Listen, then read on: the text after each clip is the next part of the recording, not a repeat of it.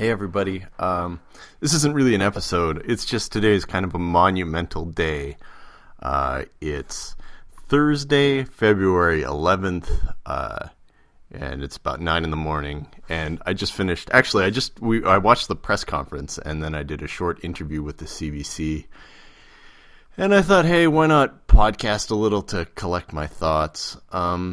Because I didn't, CBC is really fun. I enjoy the CBC. It's just that there's in early morning radio shows, there isn't really time to get all your thoughts out, and it's a little bit more frantic as an interview style. So I was like, let's podcast and get all the things I want to say out, because we just announced, not we, the physics community just announced that we detected gravitational waves. I'm doing this based on notes that I scribbled down as I was watching the press conference. So more will come of this, I'm sure, and I'm sure you've heard this from other places and can look up the actual numbers. But as far as I've written down, they detected the merger between a 29 and a 36 solar mass black hole, and they went together and created a 62 solar mass black hole. And those numbers don't add up, and it's because 3 solar masses worth of energy was emitted in gravitational waves in terms of the collision, the merger. It's interesting for a variety of reasons. The first being that when two black holes collide, the law that describes how they have to merge isn't the law that says that their masses add up. It's a law that says that the overall event horizon has to increase. Well, the apparent horizon, the black hole's edge has to increase in area. So that's one of the laws dynamically affecting the evolution of the black hole. So we didn't expect it to add up. We didn't expect to get a 29 plus 36 solar mass black hole. It's just exciting because it confirms all of the predictions. The black hole they detected was somewhere in the direction of the large, presumably, Magellanic Cloud. It wasn't in the Large Magellanic Cloud. It was 1.3 billion years away, a billion light years away, really, really, really far away. And there's a couple pieces of heroic science going on here that I thought you should know about. And I hope other people talk about it today. But I think when you listen to the press, you're going to get a lot of explanations about what a gravitational wave is, why it's important. In short, there's these two heavy objects. Gravitational waves get emitted whenever anything is accelerated. That includes your car. That includes the Earth going around the sun. That includes ballroom dancing. Everything accelerating emits gravitational waves. And so what happens is you lose energy as these gravitational waves get emitted. For most things, you don't lose very much energy. It would be a really weird Newton's laws world if you did, but in the end, you mostly just kind of lose energy to gravitational waves if you're really, really, really, really massive, because it takes a lot of mass to deform space-time curvature, and it's gravitational waves are essentially information embedded in the space-time curvature that are radiating outwards. So it's an interesting deal. And you only really see huge effects when they're really heavy things like neutron stars orbiting. We've talked about the Hulse-Taylor pulsar a bunch on the show. So effectively, we heard two merging, fairly heavy but solar mass black holes. So these are the remnants of huge stars that once went supernova, right? Huge 40 times solar mass or bigger stars that went supernova. These two were in a binary. And they lose energy, so two heavy objects in orbit around each other are going to slowly lose energy to gravitational waves. Unlike in Newtonian mechanics, the orbit isn't, it's not unchanging. They'll slowly get closer and closer together. So what we heard was a runaway effect. Effectively that usually the amount of energy loss to gravitational waves is tiny, like I said. But in this case, what happens is the closer they get, these really heavy objects, the Earth and Moon wouldn't create it because they're not heavy enough and they're not accelerating enough to do this, but these really, really dense objects, they can get quite close to each other before colliding because their surfaces are fairly close to the center of mass. So what happens is the closer they get, the more energy they lose. The more energy they lose, the more weird acceleration there is, and so there's a ramping up effect.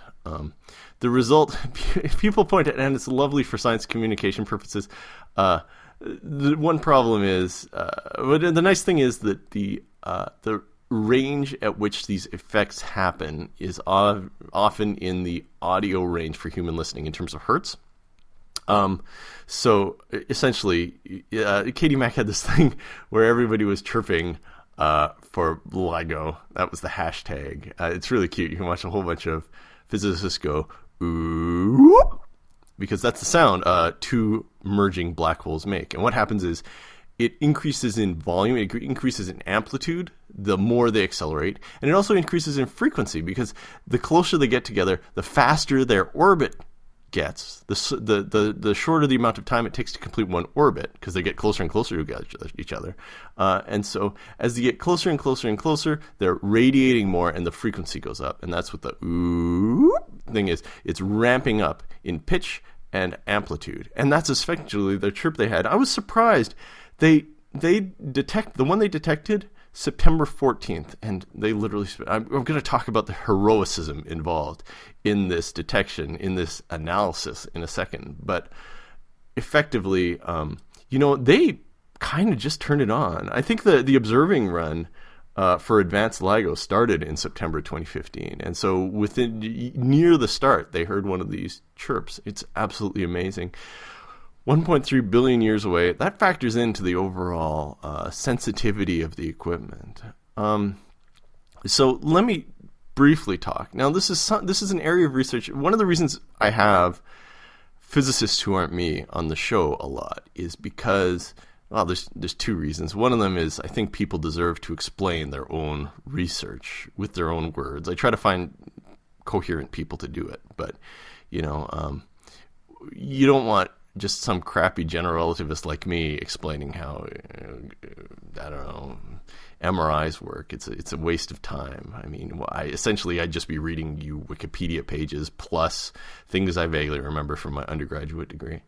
So there's that, and there's all the little stories that people can tell over the course of it.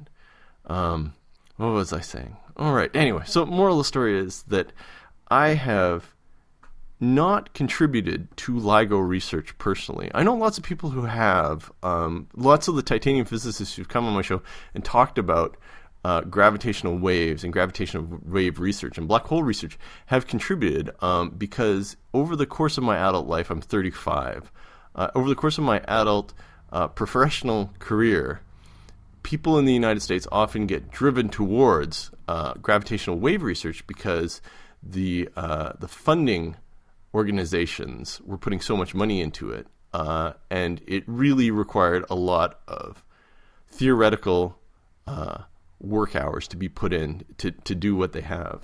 So let's talk about exactly how crazy this is. I didn't get to use this metaphor on the CBC this morning. It kind of made me sad.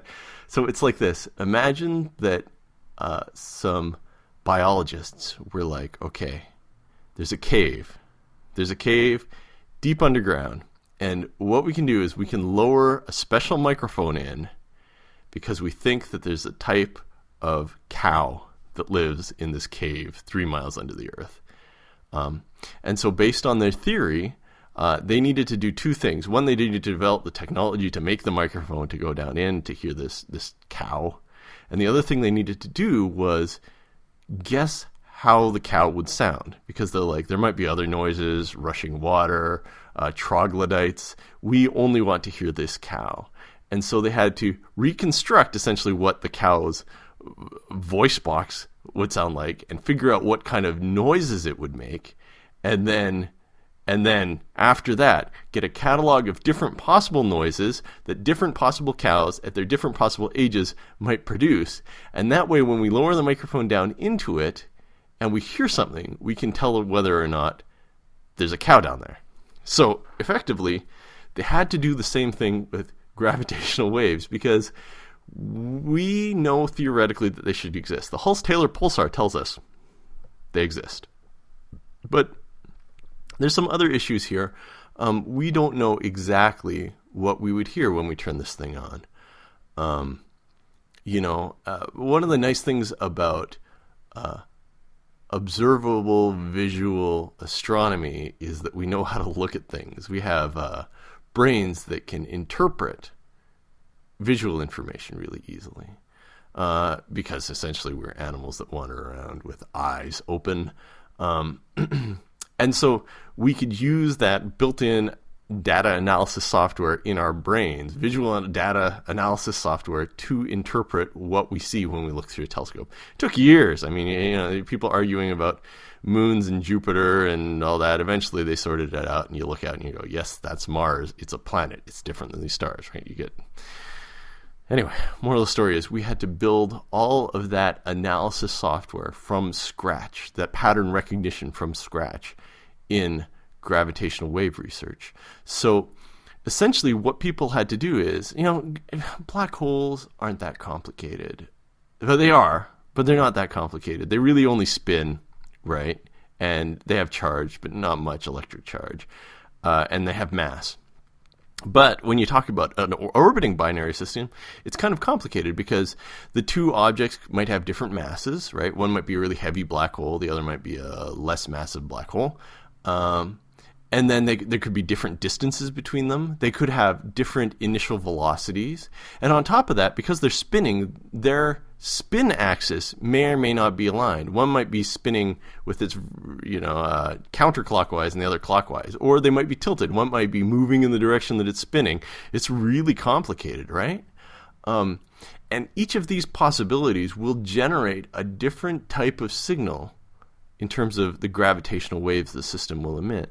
And so what people had to do is they had to essentially build a catalog of templates, actually, of all the different possibilities, so that when LIGO got up and running, they could analyze the data and say, yes, this thing we heard, we're sure it's colliding black holes. We're sure this one's colliding neutron stars.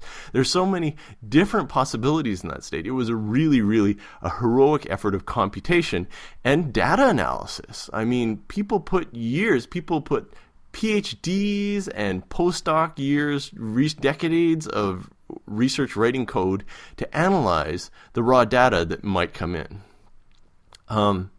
So much so that the LIGO collaboration would occasionally inject false positive data. And we've talked about this on the show before. They inject a theoretical signal, noisy signal, into the data stream to see if the data analysis software and the human infrastructures, the people analyzing it and the people whose job it is to talk to each other, so to see whether or not they would catch it. Not as a fake, they presumed that it was right, but to see what would to test, to see. It was essentially a fire drill, but for data analysis.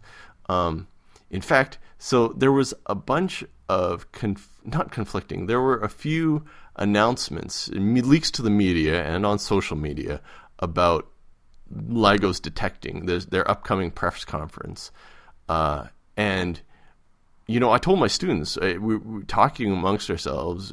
We physicists thought it was fairly.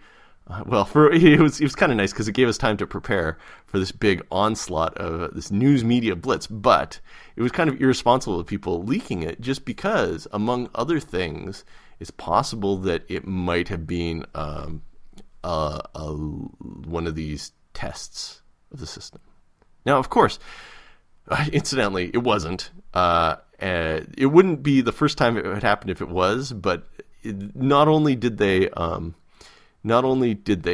are they announcing having detected it, but they're announcing having a peer-reviewed publication based on it.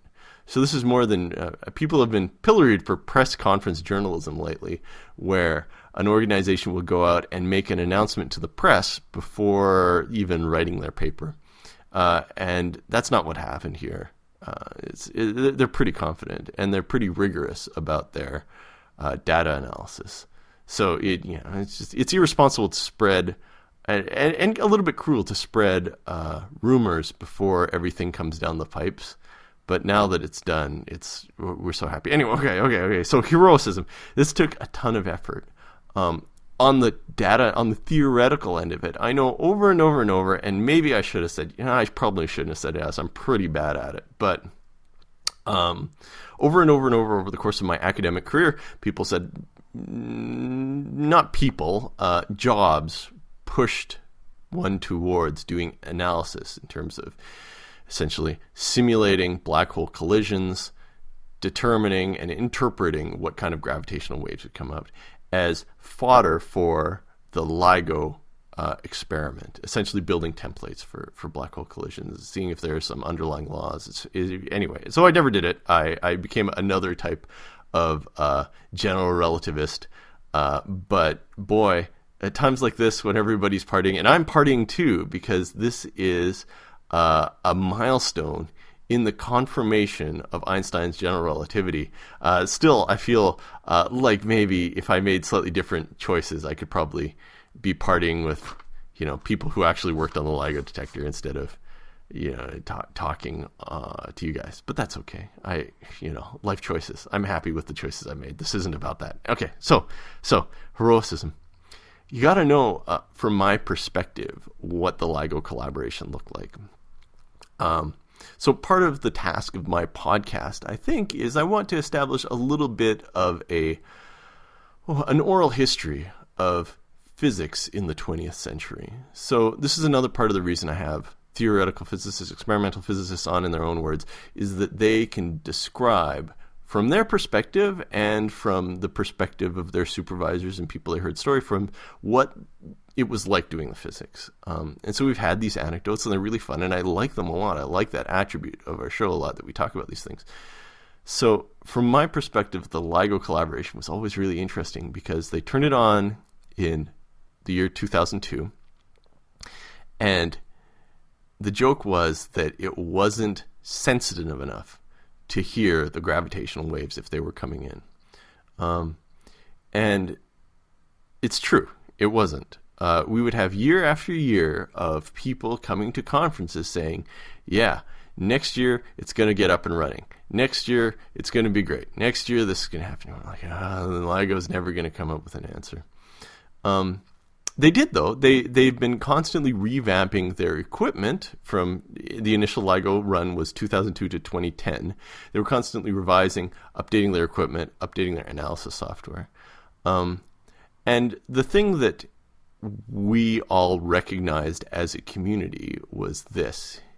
Based on the parameters that they were building, the specifications they were building the instruments to, there's a natural listening range. Just like in regular sound, there's a listening range. You can only hear things if they're louder than some background, right? And so you can only hear things from, say, less than a kilometer away. In gravitational waves, the types of signals they were sensitive to detecting, you'd have to have a black hole merger, neutron star merger, whatever, inside of the local group of galaxies. So us, Milky Way, Andromeda Galaxy, the Magellanic Clouds, those, the galaxies nearby us.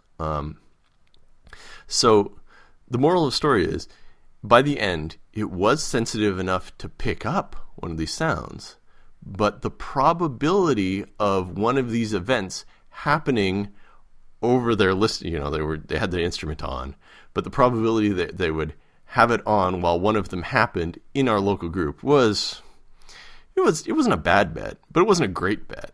I think it was more than 10%, but it was less than 90%.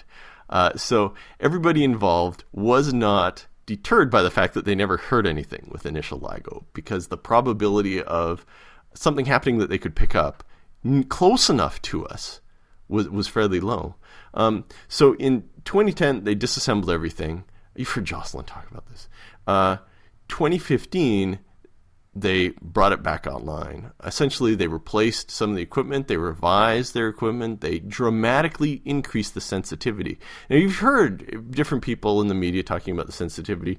Essentially, over the course of the 4-kilometer arms, a gravitational wave passing through will cause a variation in 1/1000th the width of a proton, which is tiny.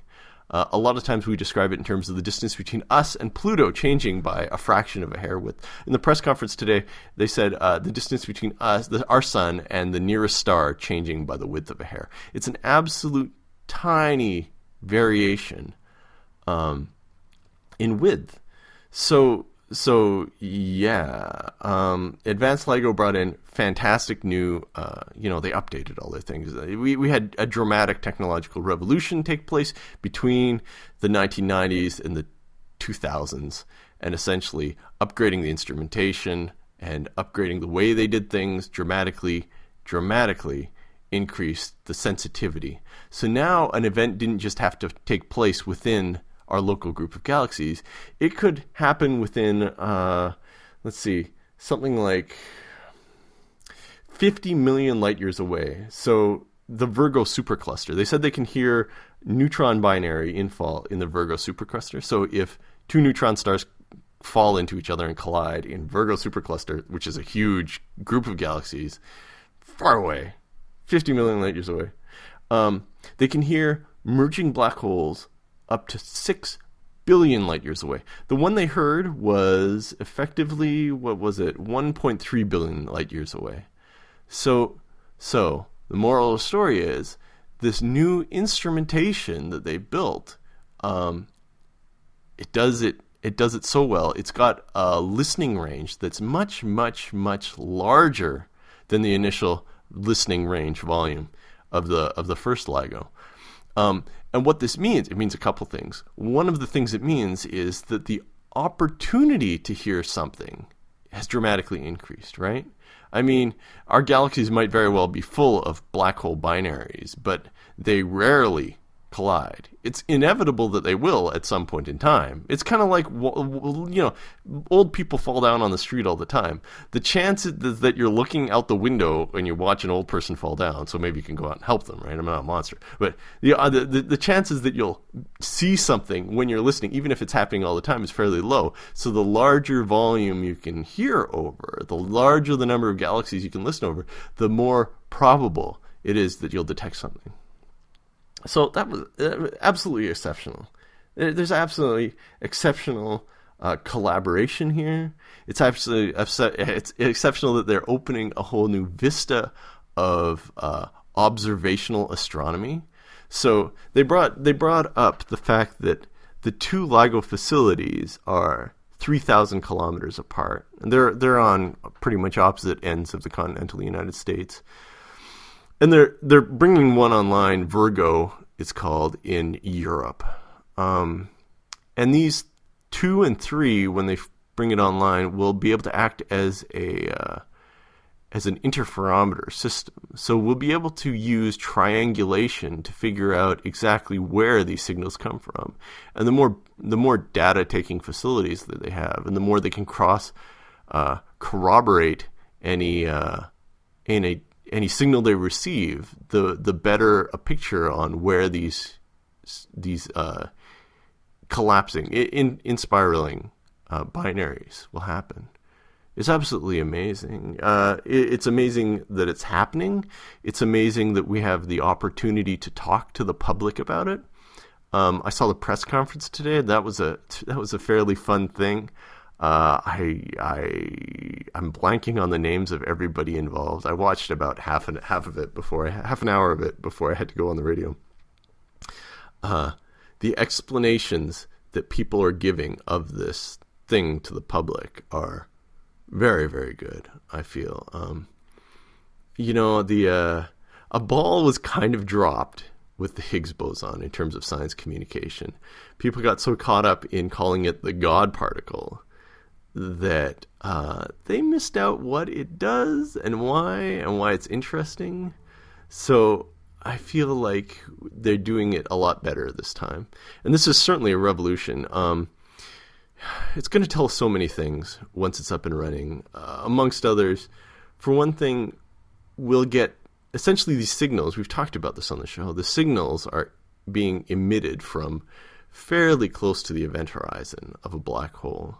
Certainly we've had no probes of this region before, and it's this region that is descriptive of Einstein's general relativity. Right now there are issues with the theory of relativity. There are mathematical, philosophical issues with the theory of general relativity and what happens after something collapses into a black hole.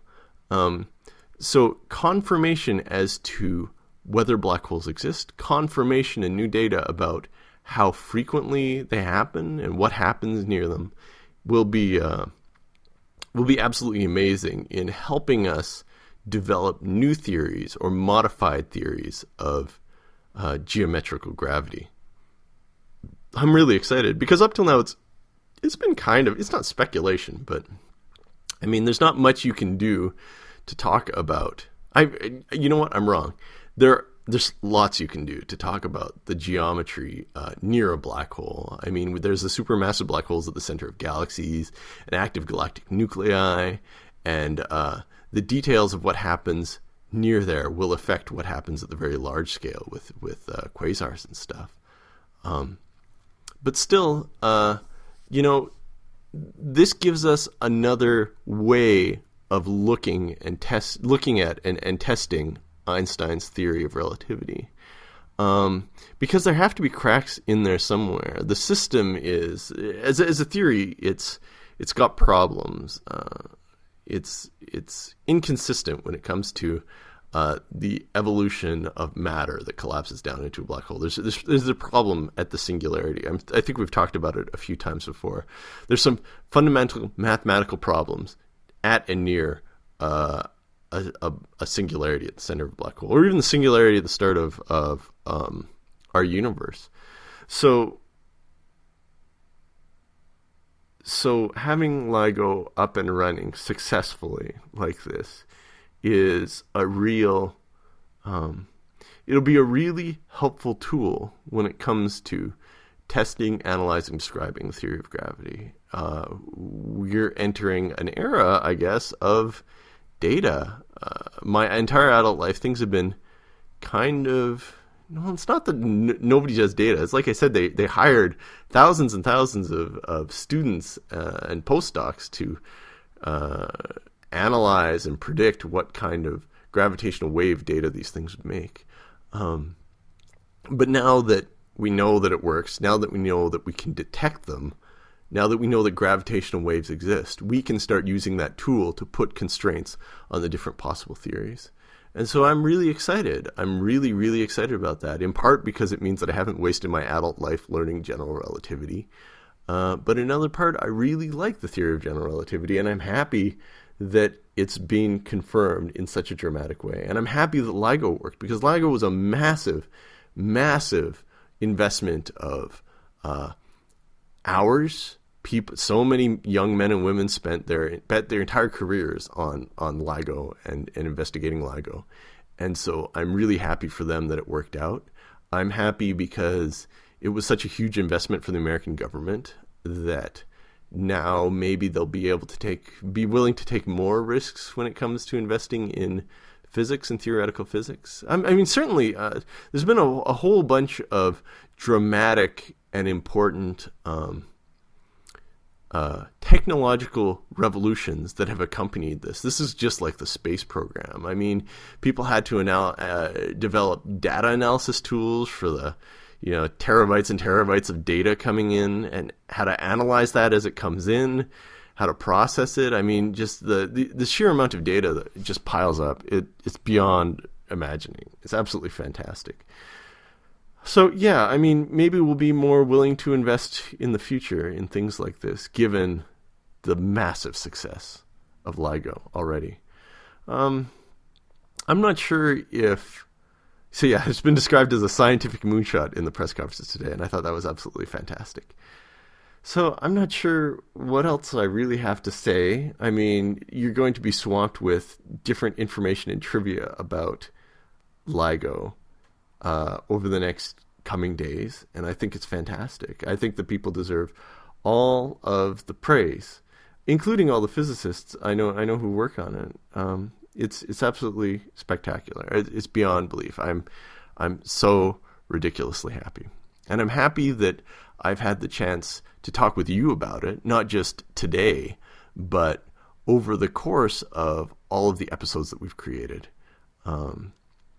We've essentially made a back catalog of different episodes exploring the different attributes of what we've seen today. We've talked about ring down. That was part of the signal today.